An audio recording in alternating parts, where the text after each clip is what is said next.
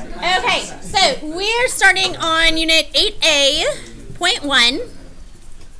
There will be an 8B eventually, okay? So Unit 8A.1, and we are going to simplify and analyze. Simplify and analyze expressions with exponents. Okay, simplify and analyze expressions with exponents. Okay, you have all dealt with exponents before. We're not doing anything that's particularly new today. We're just going to make absolutely sure that you're all good on your exponent rules before we move on to things that are a little more complicated. Okay, does anyone happen to remember what is an expression? What's the difference between an expression and an equation? Doesn't have equals. Exactly. So an expression has no equals. Okay, so that just means we're just simplifying. So you're not solving for any x in particular. Your instructions are all going to say to simplify.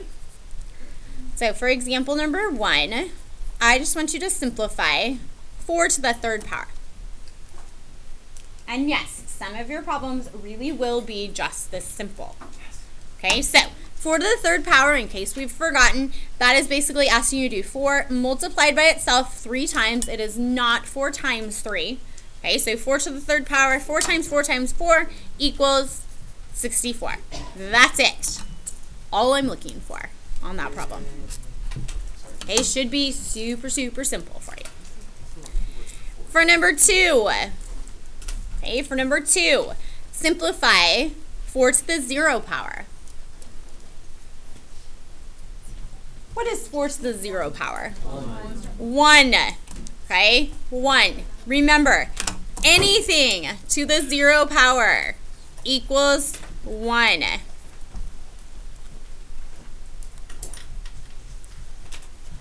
Anything to the 0 power equals 1. So that means negative numbers to the 0 power, fractions to the 0 power, whole numbers, decimals, any of the above to the 0 power is equal to 1.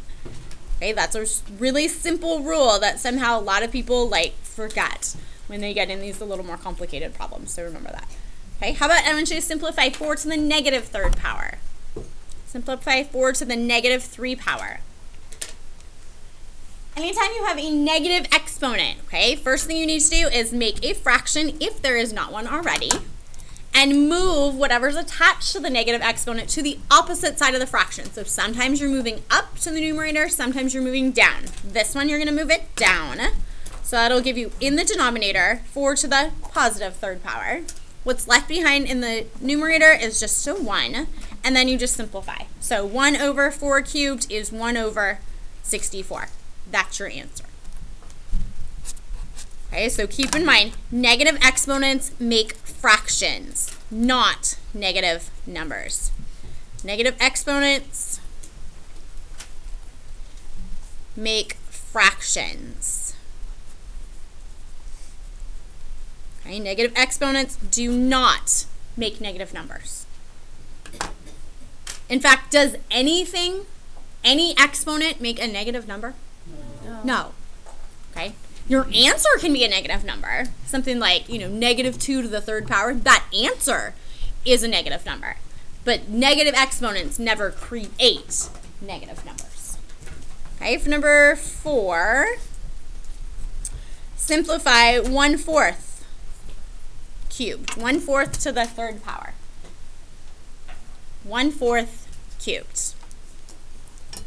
Again, this is review, but remember, anytime you have a fraction to a power, the power belongs to all the parts of what's in the parentheses. So here, the fraction, becomes 1 cubed over 4 cubed.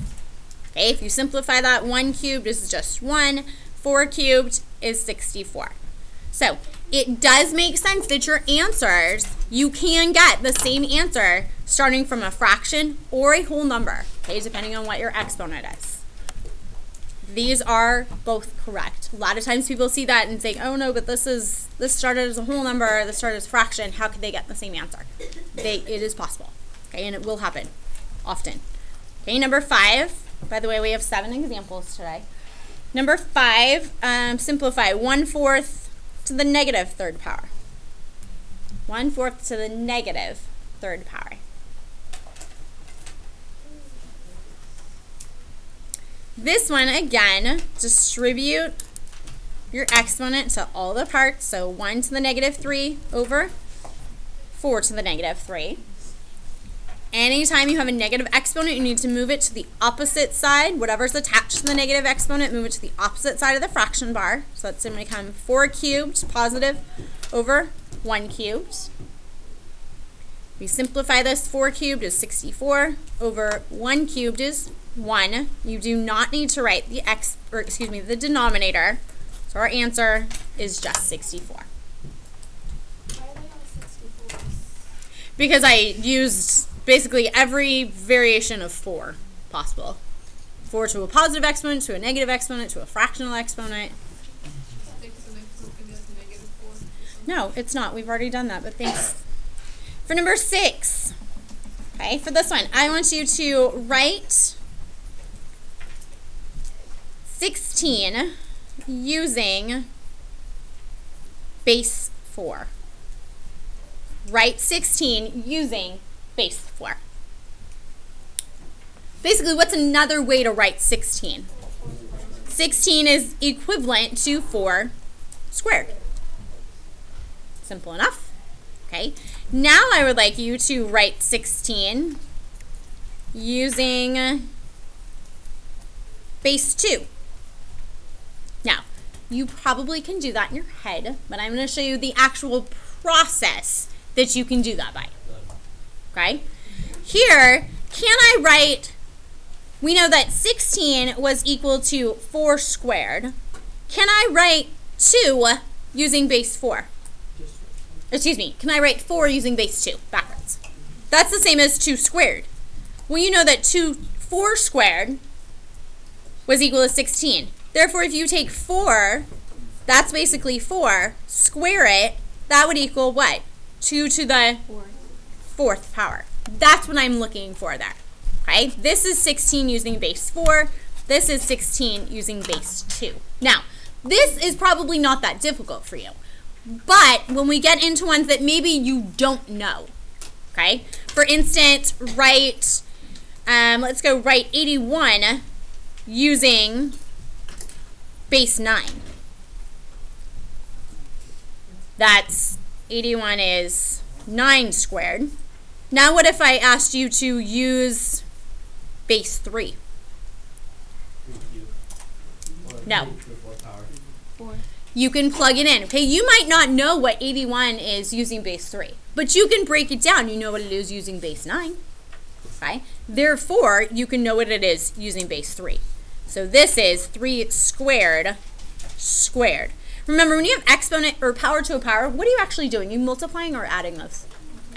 Multiplying those. Okay? These happen to be the same answer if you multiply or add. Okay? But make sure you remember you are multiplying. Okay? There's a couple on your assignment today that can be confusing if you don't remember that you are multiplying, not adding. Okay? Last example.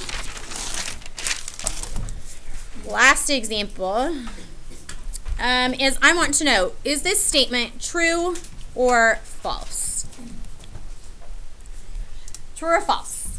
If you are given x to the n power, where x is greater than 0, n is less than 0. Given x to the n, where x is greater than 0, n is less than 0. Then x to the n is a negative value. Is that true or false? False. Why is that false?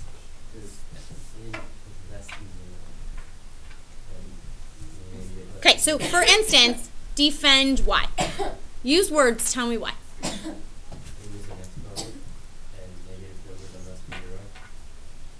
That's not helping me though.